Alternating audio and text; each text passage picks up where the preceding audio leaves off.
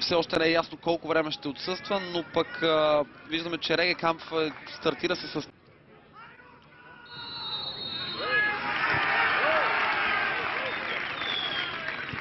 И ето го началото на двубоя. Между другото, ако погледнем към това съперничество между Локомотив Пловдив и Литекс в последните години.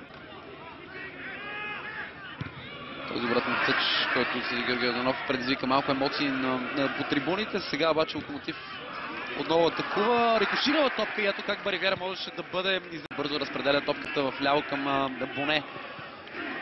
Шпагатен Страхил Попов разконцентрира малко Боне, но топката отново е в неговите крака и той успява да я прокара до Балдовалиев. След това Камбуров надясно за Ласиман. Това е най-добрата атака на Локомотив от началото на матча и какъв шанс. Много добро нападение, върши с удар към вратата. Причина за задоволство по трибуните.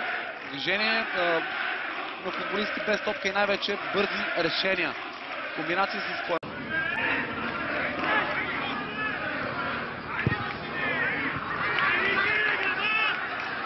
Велковски. Дублиране на фланга, не вижда Крум Стоянов, но вижда по-добра перспектива. Удар! И това не е гол, като по чудо Литекс не изоставаше в резултата след нов чист шанс за домакините. То донесе и първата точка на Локомотив за сезона след поражение преди това от Славия и Берое. А това е опасен удар на Сприля.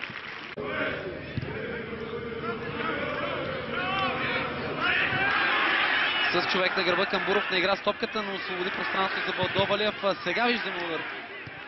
Много в тялото този път на Велковски, който след това обаче успя да комбинира с Ласиман. Мощен изстрел на Ласиман. Тези за Локомотив изглеждаха по-чисти, но пък и Литекс създаде своите моменти.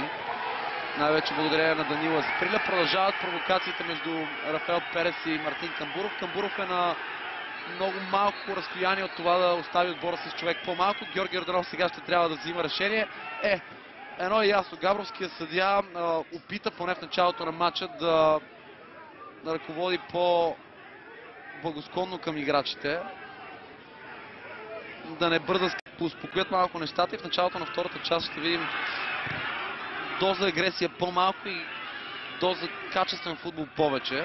Сега топката е в наказателното поле. Камбуров с гръб към вратата успява да прокара към съотборник. Претенции за Дуспа. Всъщност бе поискана Дуспа от домакините. Ето Камбуров с гръб към вратата, как успя да прокара топката към Велковски. Много бързо съди. Сега ще търси скорост. Огромна дупка в средата на терена. Няма футболисти на Литекс. Там и Ласиман напредва. Отдясно е Боне. Получава топката Боне с едно докосване, центрира. Топката е в наказателното поле, където пада играч на Локомотив, вместо да нанесе удар. Там става страхотна бъркотия, но най-накрая домакините, неуважение от Георги Йорданов. Крум Стоянов някак все пак успя да измъкне топката от колумбиеца. Но изглежда, че умората започва да личи в поведението на Стоянов. Сега удар от дистанция, това е 1-0 за Литекс. 57-та минута, изключително красиво попадение, малко очак от достатъчно сериозна дистанция. Нямаше футболист, който да го посрещне. И макар, че е в гръб, негов съперник се опита да навакса някак тактически неправилно бе оставен футболист доволно много, с който допълнително го затрудниха. Виждам, че и третата смяна на Христо Колев е на път да бъде извършена. Преди това обаче Литекс атакува много опасно, удар от движение и като по чудо Литекс не си реши матча тук.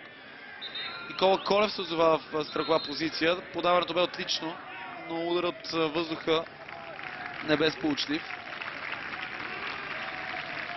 Добра работа на Хенри Рохас.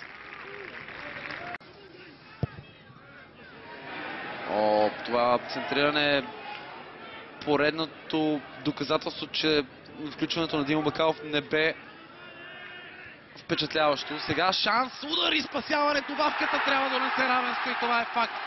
Локомотив Пловдив просто си заслужи точката в този матч и човека, който не успя да го направи време дълбоко в него,